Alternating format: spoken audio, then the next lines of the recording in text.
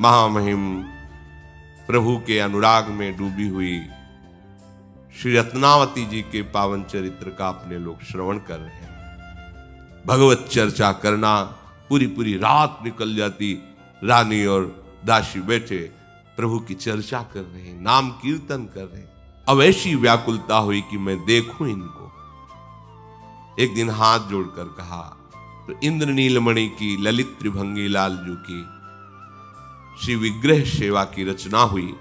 बड़े भाव से विराजमान किया और जो दासी प्रेम पगी हुई दृष्टि से देखा तो मानो साक्षात प्रभु का आवेश उसमें हो गया हो। आनंद तो बहुत आ रहा था पर हृदय की जो मांग थी वो पूरी नहीं हुई। कैसे मैं इंद्र नीलमणि प्रभु को साक्षात देखूं? फिर प्रश्न किया। सेवा भी कर रहे हूं, नाम कीर्तन भी कर रहे हूं, पर प्रभु आ क्यों नहीं रहे? तो उनका आपको बताएं, प्रभु के लाडिले संतों की यदि सेवा बन जाए तो निश्चित प्रभु का साक्षात्कार हो। जहां भगवत प्रेमी महात्मा वहीं भगवान रहते हैं। मद भक्ता यत्र गायंती तत्र तिष्ठामि नारद। भगवान कहते हैं, हे नारद, मेरे भक्त जन जहां मेरा नाम कीर्तन करते हैं, गुण कीर्तन, लीला कीर्तन करते हैं, वहां मैं विराजमान रहता हूं। तो यदि आप ऐसा कर पाए कि भगवत श्री विग्रह जहां विराजमान, पास में संत निवास बनाएं और दूर दूर सेवक लगा दें, जहां संत भगवान दिखाई दे आदर के साथ बुलाया जाए और उनको भोग पवाया जाए, उनकी सेवा की जाए। संत सेवा में ही हरि का साक्षात्कार होता है। बड़ी सुंदर पद्धति दासी ने बताई। भजबे को दो ही भले, कह हरिदास। पहले हरि सेवा विराजमान की, अब हरिदासों की सेवा। अब रानी ने प्रधान जो निजी सेवक थे दूर दूर लगा दिए। जहां कहीं वैष्णव संत जन दिखाई देते आते, संत निवास में उनका प्रभु की तरह आदर होता, उनको भोग पवाना है सब। और एक चिक डाल दी थी महल की खिड़की में। बाहर से कोई अंदर है ऐसा नहीं दिखाई देता, अंदर से देख सकती थी। संत जनों को देखती, तृप्ति नहीं होती। पर रानी की एक मर्यादा होती, दासी बार बार समझाती, आप बाहर नहीं जाना है। एक दिन तो ब्रजमंडल के भगवत प्रेमी महात्मा की मंडली गई।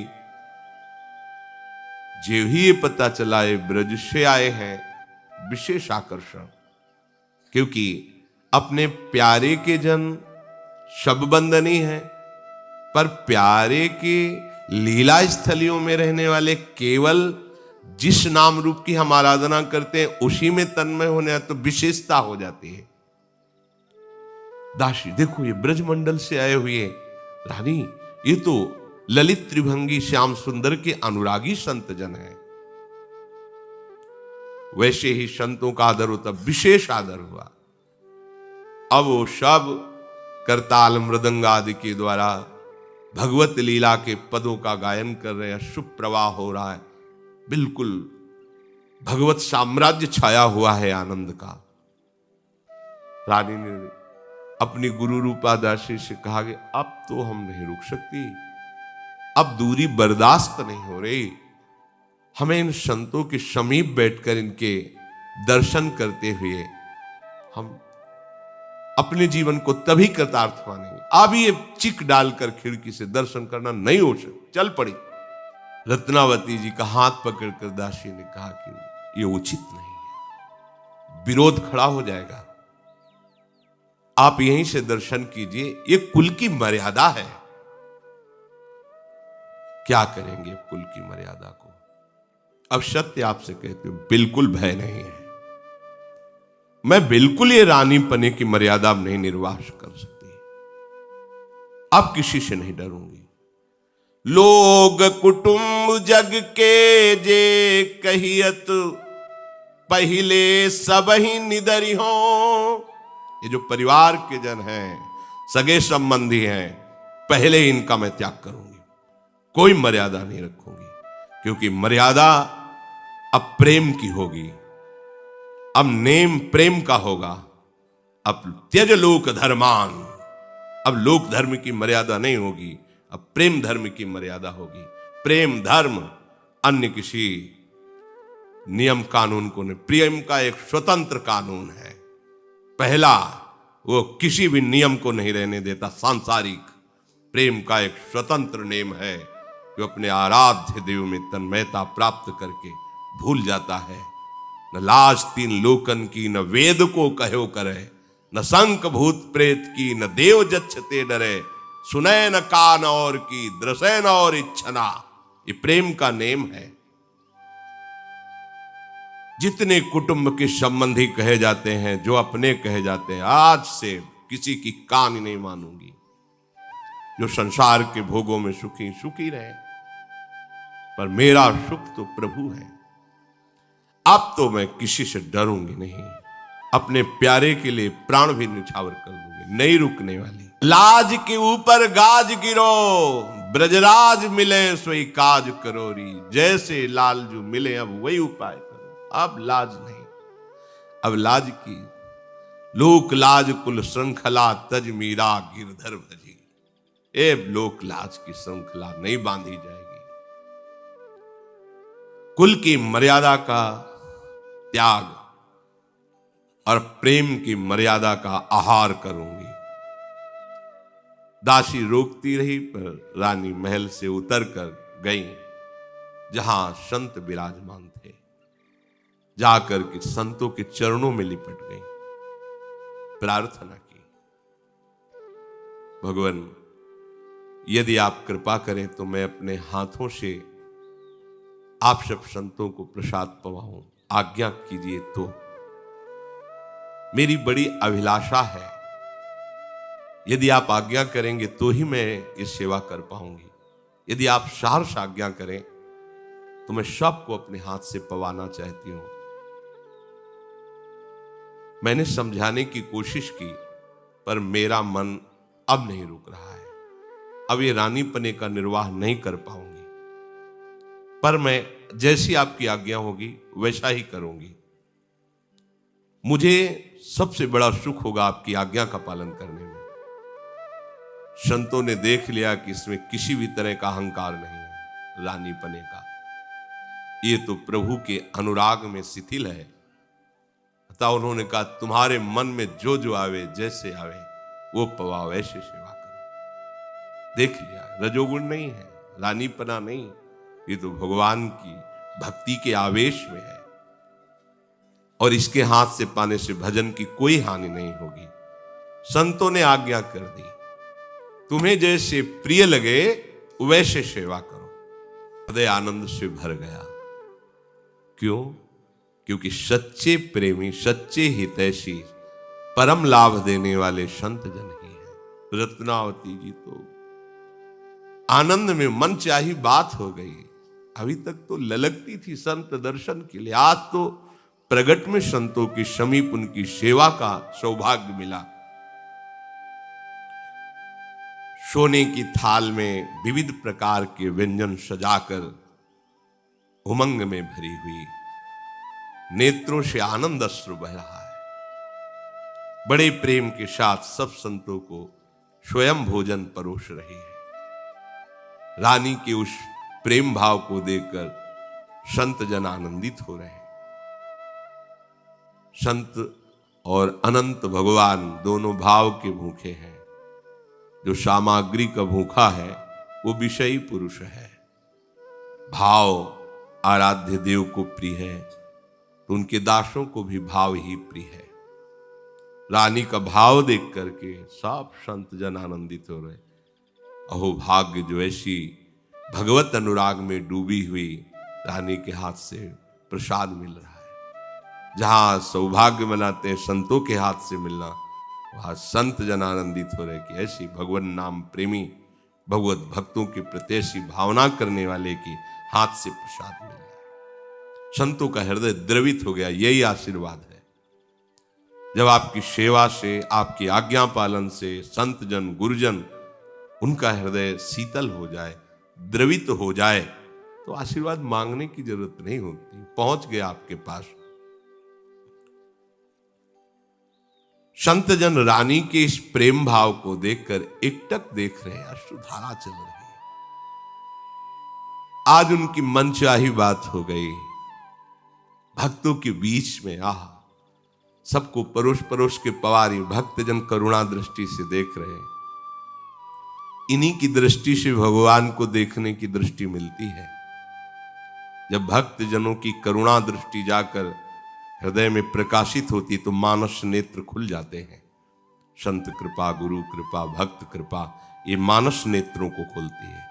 जहां मानस नेत्र खुले तो निरखि नयन हरिवंश, ही के नयन निहारी। आज अभिलाषा पूरी हुई, सबको प्रसाद पवाया इंद्र नीलमणि ठाकुर जी का। फिर सब संतों को चंदन लगाया अपने हाथ से, फिर प्रसादी पान का बीड़ा सबको पवाया, सबके चरणों में पुनः प्रणाम किया, हाथ जोड़कर बैठ गए। संत जन पदों के द्वारा भगवत लीला का गायन कर रहे हैं, बीच बीच में भाव समझा रहे हैं। उन पदों में ऐसी रूप माधुरी, ओहो, वो रानी के नेत्रों में झलकने लगी। पद गाया जा रहा है, वैसे ही रूप माधुरी झलकने लगी। रोमांच हो रहा, भाव में डूब रहे। और इधर दासी गुरु ने कह ही दिया था कि प्रतिकूलता विरोध होगा, मत चलो। कौन प्रतिकूलता और विरोध की परवाह करता है। संपूर्ण आमेर नगर में शोर मच गया कि जिन रानी को कोई देख नहीं सकता, वो बिना घूंघट के, बिना राजसी लिबास के। ऐसे थोड़ी था, जिस गली से निकलना हो कोई सर ऊंचा नहीं कर सकता था, देख नहीं सकता था। अदब के साथ सर झुका के, अगर कोई है खड़ा भी है तो सर झुका खड़ा है। कोई वहां ऐसा नहीं कि रानी की सवारी निकले ऐसे देख ले, गर्दन उतार दी जाएगी, ऐसा नहीं होता। बाअदब उसी स्थिति से खड़े हो जैसा सैनिकों ने आदेश के, साफ सर झुकाए। और यहां तो खुद सर का पर्दा हटाकर कोई ऐसा राजसी वैभव नहीं, और जाकर नंगे पैर संतों की सेवा में समर्पित। ये शोरगुल मच गया। रानी पर्दे के बिना सैनिकों की रक्षा के और बैरागी संतों की सभा में आ गई है। उमड़ पड़े लोग, क्या सच्ची बात, दौड़ पड़े लोग। राजा का पूरा नगर इस बात में, एक बार तो देखे कैसी रानी है। मंत्री ने जब सुना तो घबरा गया, क्योंकि उस समय माधव सिंह बादशाह के पास दिल्ली में थे। अरे ये राजा खबर सुनेंगे तो बहुत ही, ये तो बड़ी भारी गलती हो रही है। प्रेमी जन देखो कितने निर्भय होते हैं। जब तक हृदय में प्रेम नहीं होता तो इतनी सामर्थ्य नहीं होती। अगर घर में विरोध हो जाए कि तिलक नहीं लगाना तो नहीं लगाना, कंठी नहीं बांधना। और जब रंग चढ़ता है तो देखो कैसा रंग चढ़ता है। मंत्री ने तुरंत पत्र लिखा, महाराज सब अनर्थ हो गया। रानी महल छोड़ करके संतों के बीच में आकर के, ऐसा नहीं कि दूर से दर्शन कर, अपने हाथ से परोस के पवाया, उनके सब स्पर्श किया, चंदन लगाया, पान की बीड़ी पवाई, हाथ जोड़े उनके चरणों के पास बैठी। वो तो सब कुल मर्यादा को नष्ट कर दिया। पत्र में मंत्री ने तत्काल लिख करके दिल्ली में उस समय राजा विराजमान थे, उनके पास भेजा। दूत शीघ्रगामी घोड़े पर बैठ करके गया और पत्र दिया और सब समाचार सुनाया। पत्र को पढ़ते और दूत के मुख से सारा हाल वर्तमान का सुनते ही क्रोध की आग भड़क गई कि पूरे शरीर में क्रोधावेश हो गया।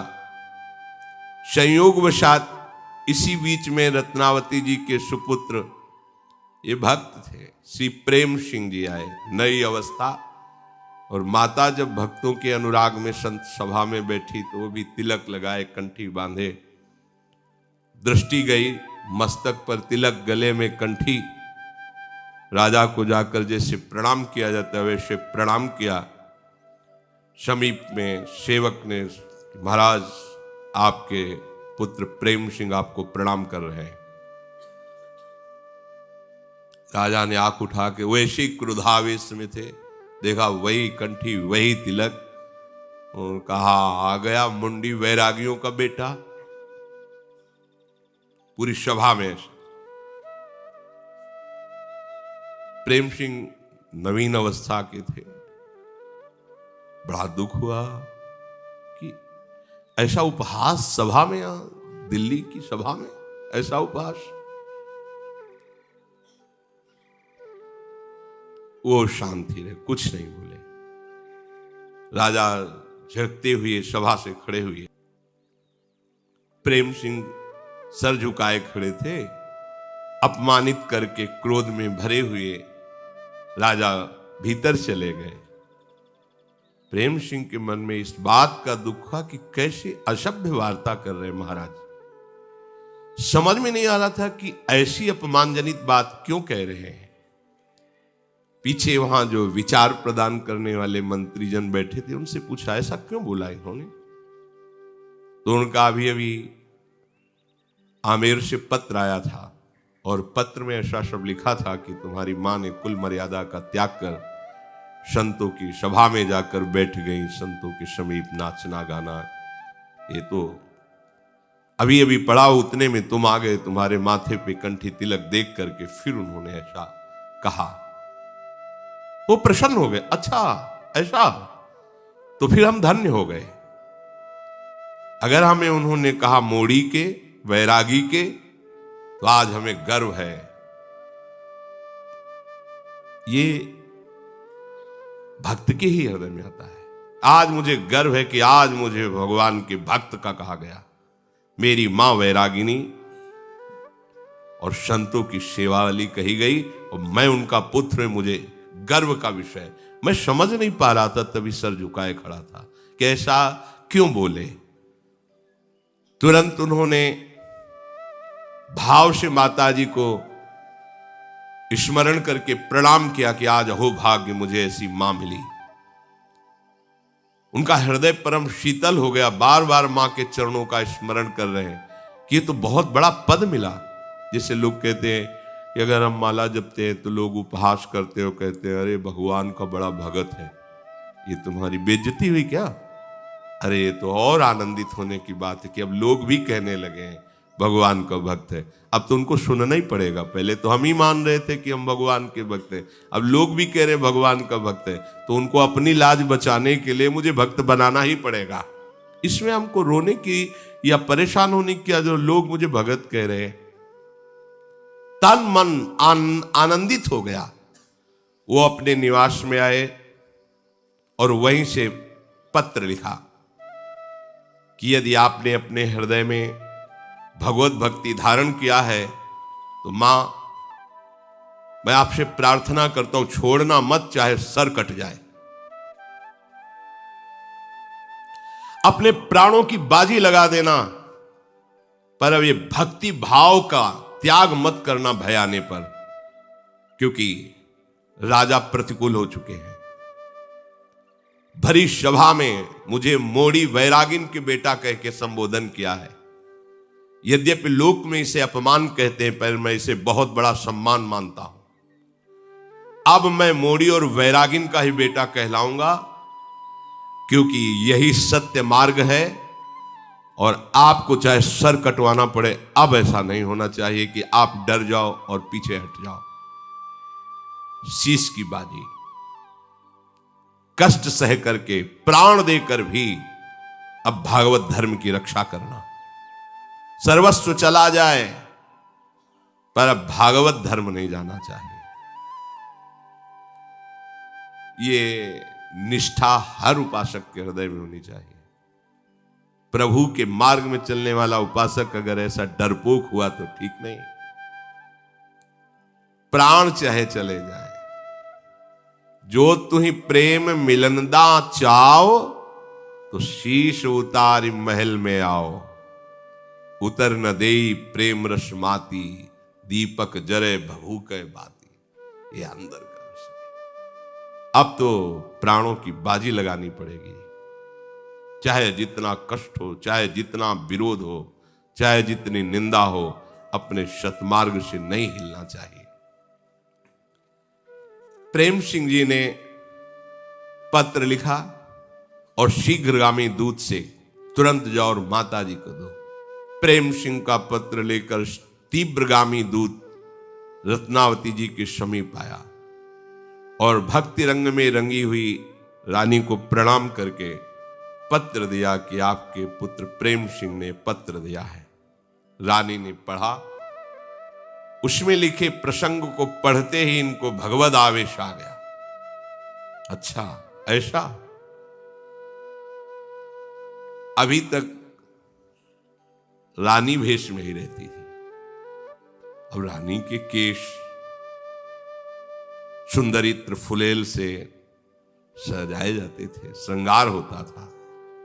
संत सभा में ही बैठी, मुड़वाया, नाव जो बनाने वाला नाव उसे गांव में कहते हैं, उसको बुलाओ, वही केस मुड़वाए संत सभा में।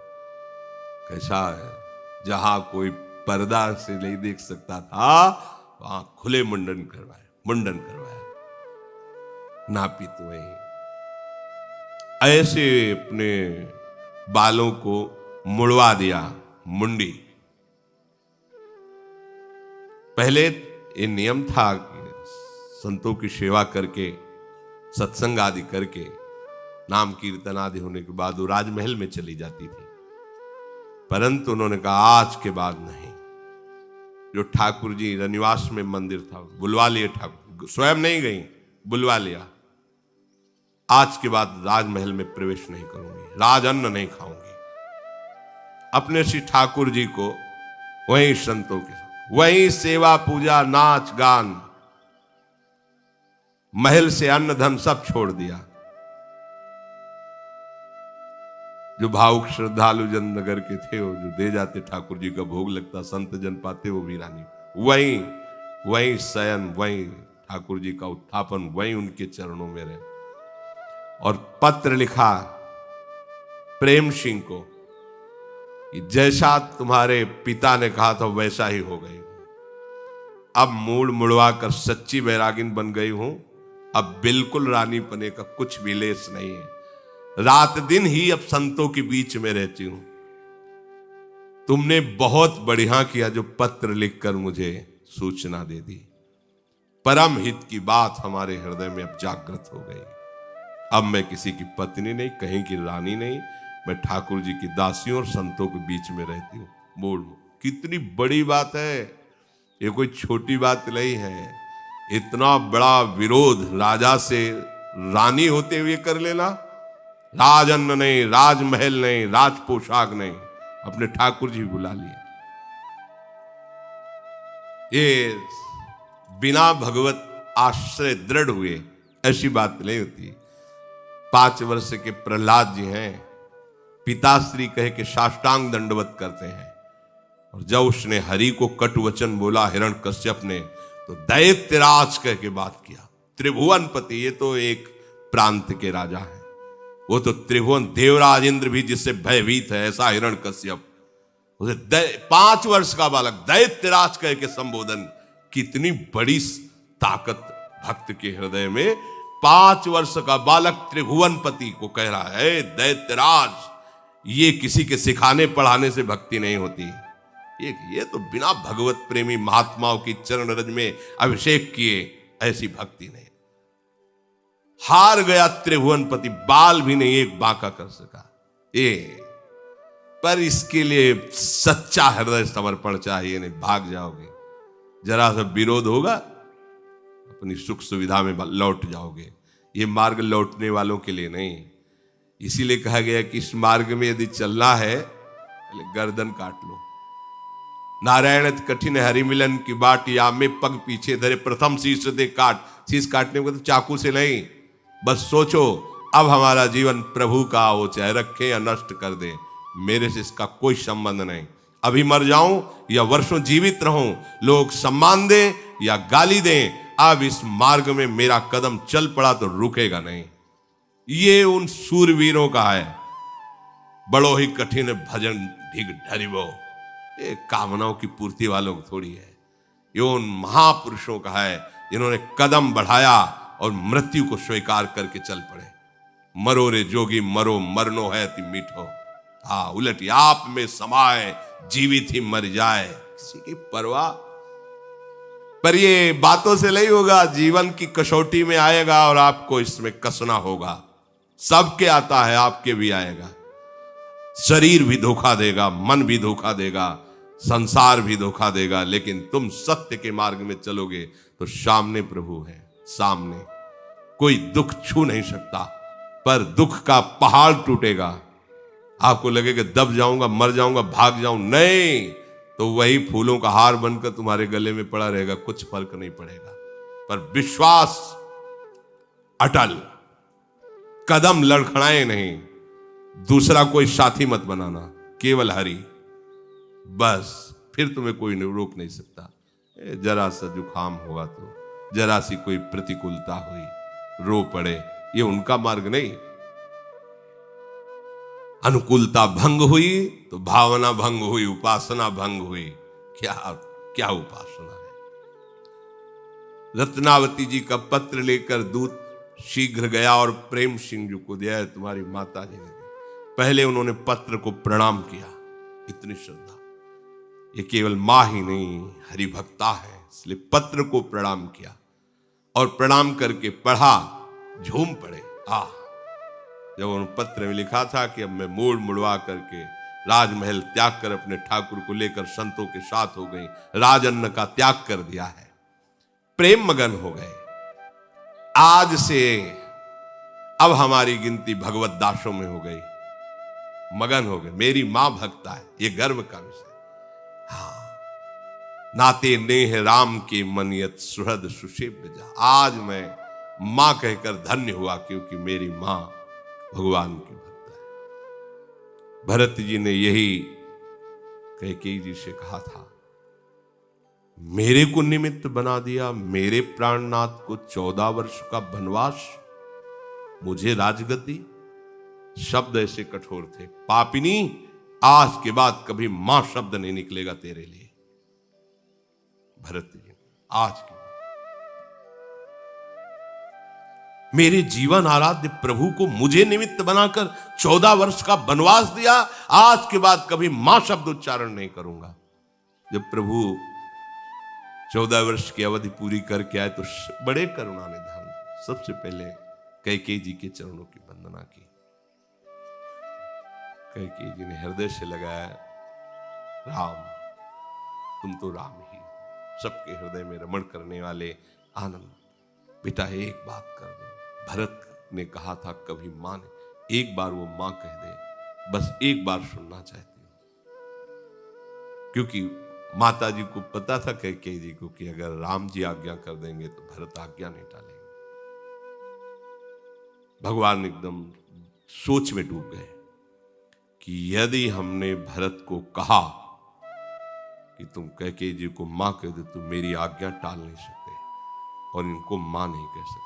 उसी स्थिति में इनके प्राण चले जाएंगे। कुछ नहीं बोले, भरत जी से कुछ नहीं बोले जाते। भरत जी कभी कभी माता कैकेयी को देखा नहीं और मां नहीं कहा।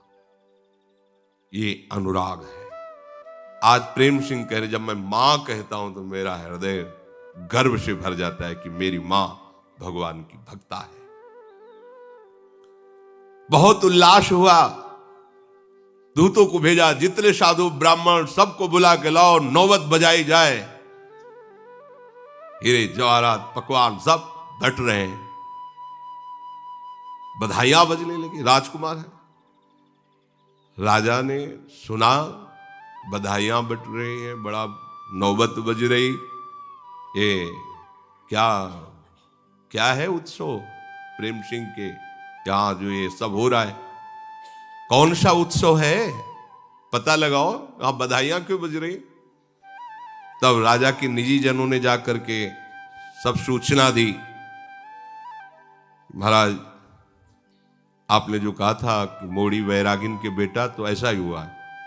रानी ने महल त्याग दिया, मुंडन करवा लिया, संतों के बीच में बैठ गई, राजअन्न का त्याग कर दिया, कोई राज मर्यादा नहीं। अब तो हृदय में ऐसी आग लगी, अरे बेटा बधाई बंटवा रहा है, इसी बात की नौबत बजवा रहा है। पूरे शरीर में क्रोधावेश छा गया। तुरंत सैनिक तैयार किए जाओ, पहले बंदी बनाओ इसको, प्रेम सिंह को, पहले इसको दंड दिया जाएगा। हमारे होते हुए हमारे विरोध में नौबत बजवा रहा है, क्रोध एकदम है। कुंवर प्रेम सिंह को जब मालूम हुआ कि उधर आदेश दे दिया गया है सैनिकों को, तो अपने निजी जनों को तैयार किया, कहा हम ही काफी हैं इनके लिए, पिता से युद्ध करने के लिए तैयार हो, बिल्कुल तैयार युद्ध के लिए। ये भक्ति की लीला है, जिनके द्वारा पोषित हैं उन्हीं से युद्ध करने के, दैत्यराज कह के, ये भक्ति का स्वरूप है।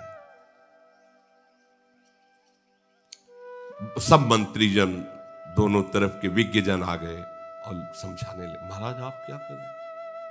अपने ही घर में जब आप सैनिकों के द्वारा युद्ध प्रारंभ करेंगे तो दूसरे को अवसर मिल जाएगा, फिर आप परास्त हो जाएंगे, दूसरे जो शत्रु राजा है वो आप पर चढ़ाए। ये सब क्या हो रहा है? मंत्री आदि ने पिता पुत्र में युद्ध की तैयारी देखकर जो हितैषी जन मंत्री जन थे वो अच्छी तरह से समझाया राजा को भी कि आपको अपने पुत्र के साथ युद्ध करना, सारे देश में आपकी निंदा होगी। बुद्धिमान शुभ चिंतकों ने प्रेम सिंह जी को समझाया, माना ठीक है ऐसा, लेकिन क्या ये भक्ति का स्वरूप अपने पिता को युद्ध में परास्त करना? लौकिक विषयों के लिए करोड़ों जन्म गंवाए, एक जन्म भगवान के लिए दे दूंगा तो क्या चला जाएगा? प्रेम सिंह जी ने कहा, अगर हमारा विरोध भक्ति का करेंगे तो हम युद्ध करेंगे इनसे। मंत्री आदि ने पैर पड़ करके कहा, आप राजकुमार शांत हो जाइए, आपको उचित नहीं। उधर राजा के पैर पकड़, आपका ही पुत्र है, आप शांत हो जाइए, प्रजा क्या सोचेगी? अभी समय नहीं है। उनका भी बाजा बजवाना बंद करे, ये बांटना बंद कर, वहां जाके मंत्रियों ने, ये नौबत मत बजवाओ, बंद कर दो। प्रेम सिंह ने मान लिया कि आप लोग सलाह देते तो ठीक है, नहीं बजवाते। राजा से कहा कि देखो नौबत बजना बंद हो गई, अब आप सैनिक वापस कीजिए, युद्ध नहीं होगा।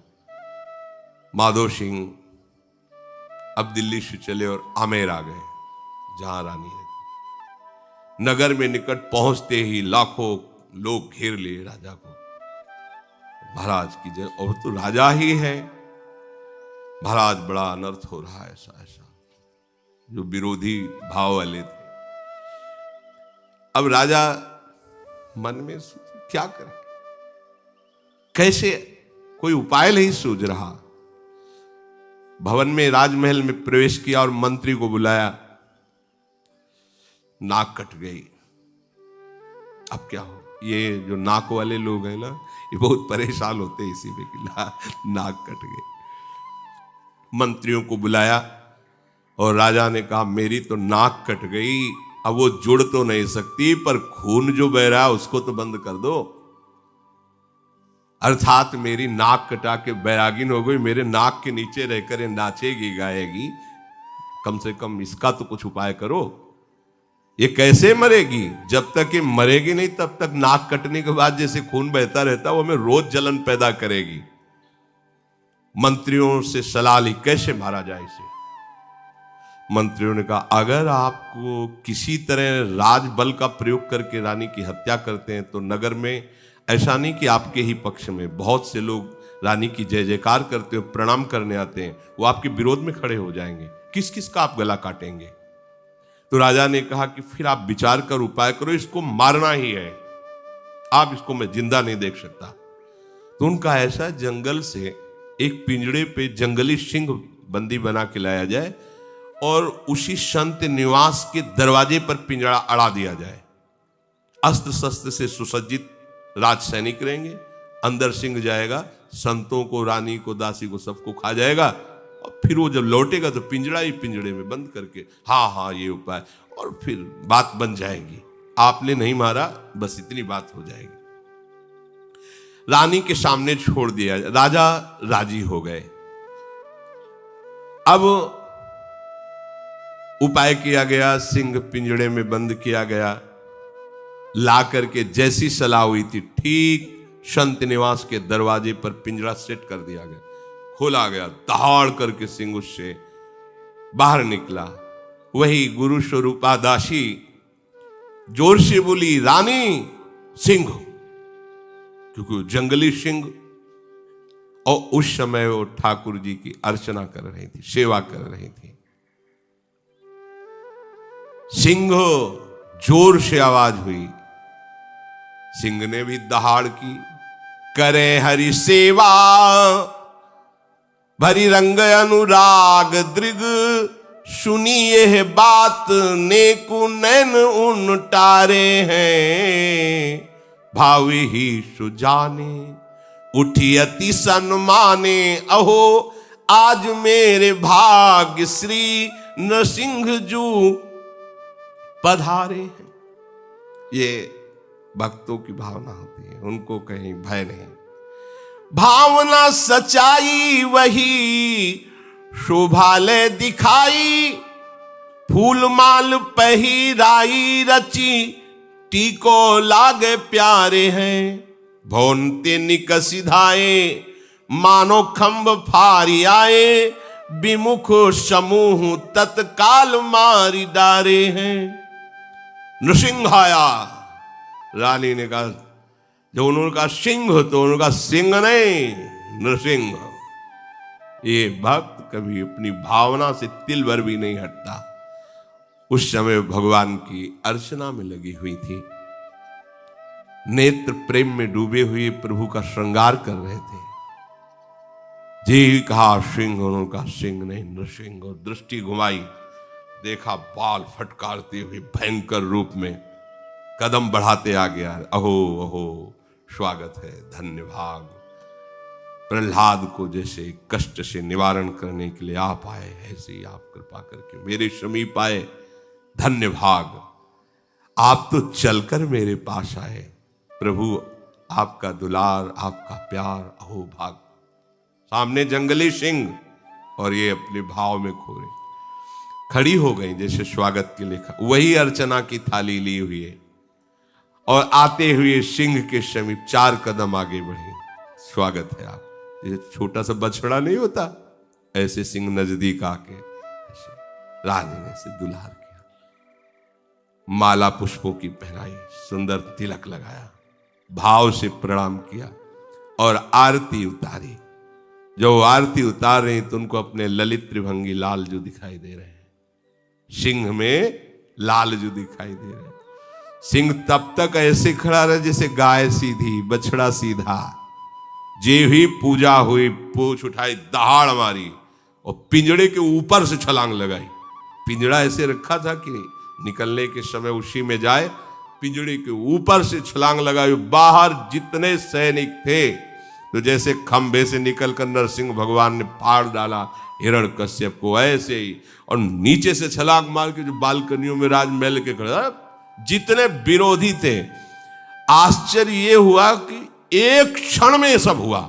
उनको अस्त्र चलाने और संभालने का भी अवसर नहीं दिया। एक सिंह कितने को फाड़ेगा, लेकिन इसमें नरसिंह आवेश है भगवान का। सहस्त्रों को फाड़ के फेंक दिया, आंख झपकते झपकते समझ ही नहीं पाया कोई हो क्या गया। अब खून से लत मार के फेंक दिया।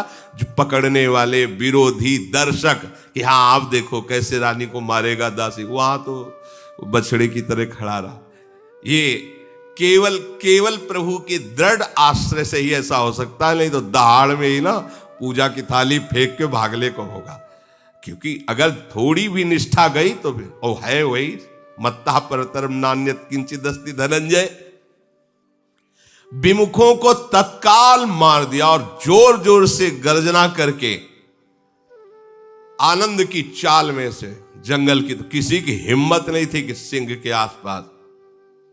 भूप को खबरी भई रानी जू की सुधी लई, सुनीनी की भांति आप नम्र हुए के आए हैं, भूमि पर साष्टांग करी, हरि मति भई दया।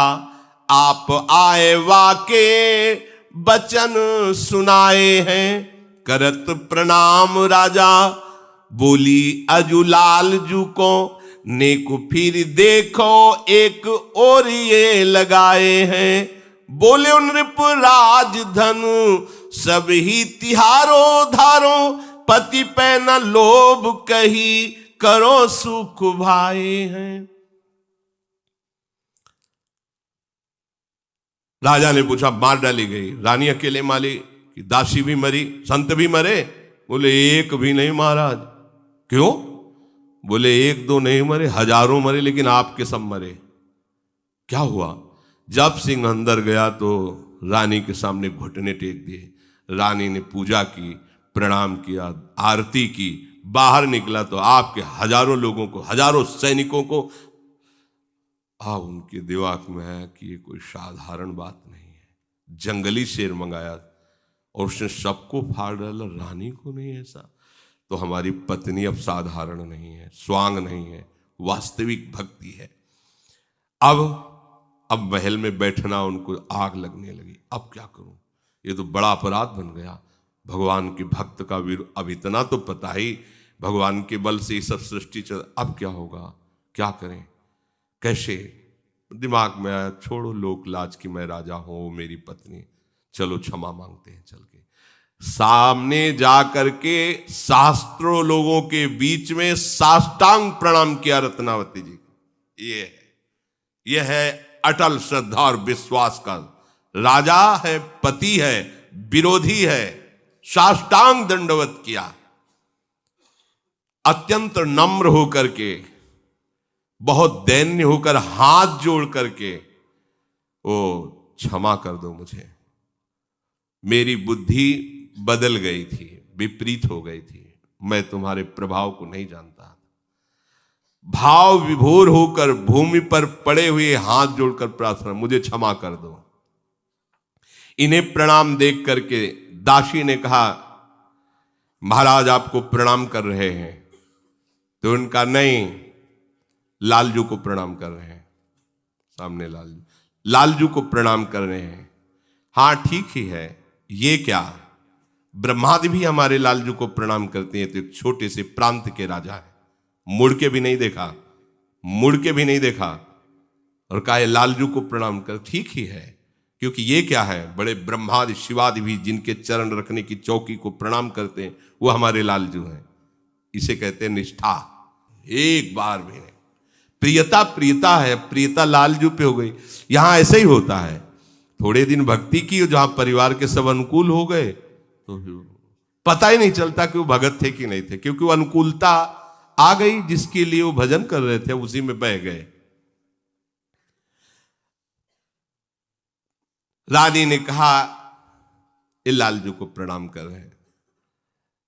दासी ने कहा देखो हाथ जोड़कर आपसे प्रार्थना, एक बार तो देख लो। कहा नहीं, ये बिकी हुई आंखें हैं, किसी और की ओर नहीं हो सकती। ये बात, मतलब यही खास बात समझनी है। रानी ने क्या कहा, अब ये बिकी हुई आंखें हैं, लालजू ने खरीद लिया है, अब ये आंखें किसी और की तरफ नहीं हो सकती। मीरा जी ने भी जब ब्याह होके गया था, प्रथम मिलन में जब आए उनके पति, तो उनसे यही कहा कि देखो हम मन वचन और कर्म से गिरधर लाल की हूं, तुमको एकांत में बताती हूं, ना तुम्हारा अधिकार इस शरीर पर है ना हमारे पर है, केवल ये स्वांग हुआ है उनकी इच्छा से। अगर आप इसे स्वीकार कर लें तो आपके लिए बहुत अच्छा रहेगा। उतर पड़े शैया से और चरणों पर बैठ गए और कहा अहो भाग्य, पर हमारा आपका व्यवहार बाहर पत्नी पति जैसा रहेगा, एकांत में गुरु शिष्य जैसा रहेगा। उनका ठीक है। पूरा जीवन राणा साहब ने ऐसा ही निर्वाह किया। जब एकांत होते तो शिष्य की तरह बर्ताव करते मीरा जी से, और जब समाज में होते तो पति जैसा कि कोई उनको विक्षेप ना पहुंचावे। रानी ने कहा ये आंखें तो अब लालजू की हो गई हैं, बिक गई हैं, अभी किसी और दूसरी ओर की नहीं। राजा ने हाथ जोड़कर कहा, हमें क्षमा करो, ये संपूर्ण राज्य, इसका धन वैभव और मैं आपका हूं, आपको समर्पित हूं, आपका सेवक हूं, आज्ञा कीजिए। ये चमत्कार है भक्ति का। जो विरोध में है वही सर्व समर्पण आप स्वीकार करें। रानी ने कहा, मैं किसी संपत्ति, आपसे कोई संबंध नहीं, मुझे राज्य नहीं चाहिए, राज तो आप भोगें, संपत्ति आपकी, हमारी संपत्ति तो हमारे लालजू और संत जन है, मुझे और कोई राज्य, कोई संपत्ति या कोई प्रिय संबंध नहीं चाहिए, हमारा सब कुछ लालजू और संत जन है। हृदय में यदि हमारे थोड़ा भी भजन है तो वो भजन कभी नष्ट नहीं होता। ये जो इस कोटि की भक्ति एकदम जागृत होती है, ये रुका हुआ भजन किसी कारण से, वासना से, जब अगला जन्म होता है तो पहले वो सुख सामग्री होती है।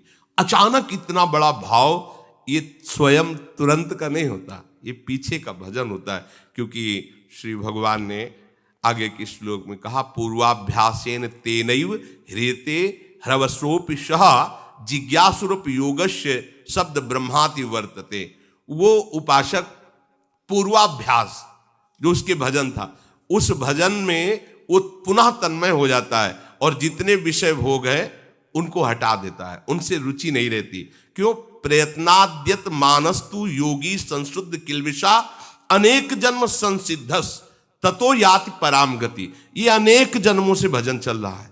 अपने लोग तो वर्तमान को देखते, भगवान है ना, वो कह रहे अनेक जन्मों से कुछ न कुछ साधना बनती रही, तब आकर के इस स्थिति पर पहुंचता है उपासक की इसी जन्म में उसे भगवत प्राप्ति हो जाए। अनेक जन्मों संसिद्धस ततो याति पराम गतिम। भजन का कभी नाश नहीं होता। जो भजन हो गया है, जो भजन हम कर रहे हैं, विश्वास करो इसका कभी नाश नहीं होगा। ये आपका महामंगल। देखो कैसा महान पावन चरित्र, एकदम विरोध और एकदम सर्व।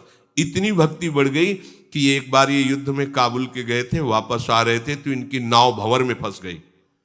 तो नाविक ने कहा कि ये तो जल जहाज फंस गया, डूबेगा पक्का, अब जिसको तैरना आता हो निकलो, जैसे भी ये डूबेगा। तो उनका किसी को भागने की जरूरत नहीं। हमारा सौभाग्य है भगवान की भक्ता हमारे घर में रहती है। भाव से ध्यान किया रत्नावती जी के चरणों का, जहाज से निकल कर किनारे आए। तो मान सिंह भी इनके बड़े भाई थे, माधव सिंह, उनका हम भी दोनों आकर साष्टांग दंडोत थे। दर्शन चमत्कार प्रकट। ये भक्ति का चमत्कार लौकिकता के लिए नहीं, ये तो भगवान कभी किसी की श्रद्धा पुष्ट करने के लिए ऐसी लीला कर देते हैं।